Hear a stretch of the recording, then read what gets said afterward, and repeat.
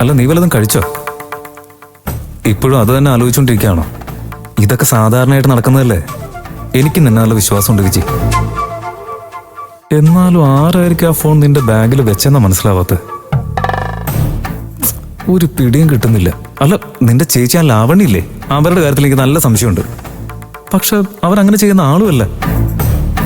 ഏതോ ഒരു black sheep ഈ കടയിൽ തന്നെ നടക്കുന്നുണ്ട്.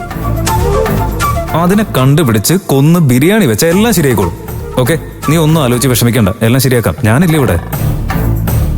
ഇതാ പറഞ്ഞേ, നിന്റെ കൂടെ ഒരു ആൺതുണ ഉണ്ടെങ്കിൽ നിന്റെ മുഖത്ത് നോക്കി ഇങ്ങനെയൊക്കെ സംസാരിക്കാൻ ആരെങ്കിലും ധൈര്യം കാണിക്കോ? നിനക്കൊരു പ്രശ്നം വരുമ്പോൾ മുന്നിൽ വന്ന് നിൽക്കില്ലേ? ദേ ഇവിടെ നോക്ക് വിജി, ഇതുകൊണ്ടാണ് ഞാൻ പറഞ്ഞത്, ഒരു നല്ല തീരുമാനം എടുക്കുന്നേ.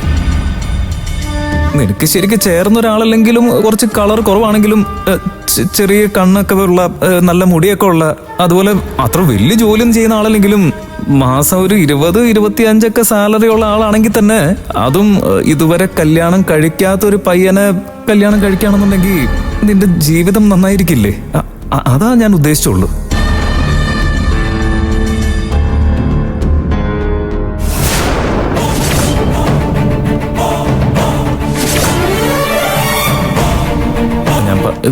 അല്ല വിജി, എന്താ ഇവിടെ നടക്കുന്നേ? എന്തോ സെൽഫോൺ മോഷണോ എന്നൊക്കെ പറഞ്ഞ് നിന്റെ പേരിൽ ഒത്തിരി കംപ്ലൈന്റ് കേട്ടല്ലോ. ഇതൊന്നും അത്ര നല്ലതല്ല. ഒന്ന് ശ്രദ്ധിച്ചാൽ നിനക്ക് കൊള്ളാം. സർ, നിങ്ങൾ എന്നെയാണോ സംശയിക്കുന്നത്? ഞാൻ നിന്നെ ഇതുവരെ സംശയിച്ചിട്ട് എന്തെങ്കിലും പറഞ്ഞിട്ടുണ്ടോ? എന്നാ തെളിവ് സഹിതം പറയുമ്പോ നമ്മൾ വിശ്വസിക്കാതെ പറ്റില്ലല്ലോ. അങ്ങനെ പറയുമ്പോ എനിക്ക് നിന്നോട് ചോദിക്കാതിരിക്കാൻ പറ്റുമോ? നീ ഒന്ന് ശ്രദ്ധിക്കേണ്ട സന്തോഷം. ഞാൻ നോക്കിക്കൊണ്ട് തന്നെ ഇരിക്കുകയാണ് സർ. എടോ, ഞാൻ കടയുടെ കാര്യ പറഞ്ഞേ.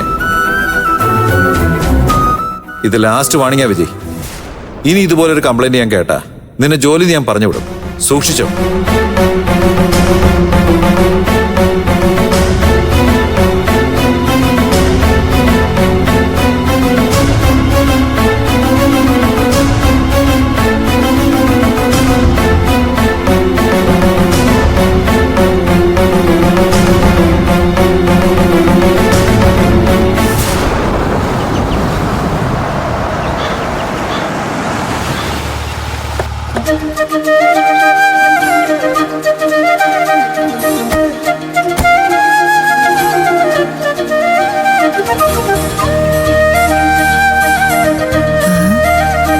നിങ്ങളുടെ ചേച്ചിക്ക് കണക്കില്ലാത്ത വരുമാനം ഉണ്ടെന്നാ തോന്നുന്നത്.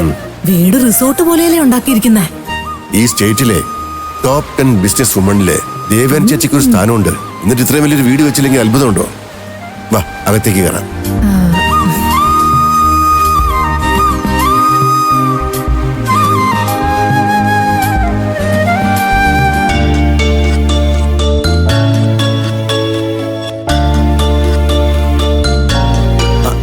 അമ്മേ, അങ്ങോട്ട് നോക്കിയത് ആരാ വരുന്നെന്ന്? വാ വാ വാ. അല്ല, ഇതാര്? നമസ്കാരം. നമസ്കാരം. വാ വാ വാ. നമസ്കാരം. ഇരിക്കും മക്കളെ.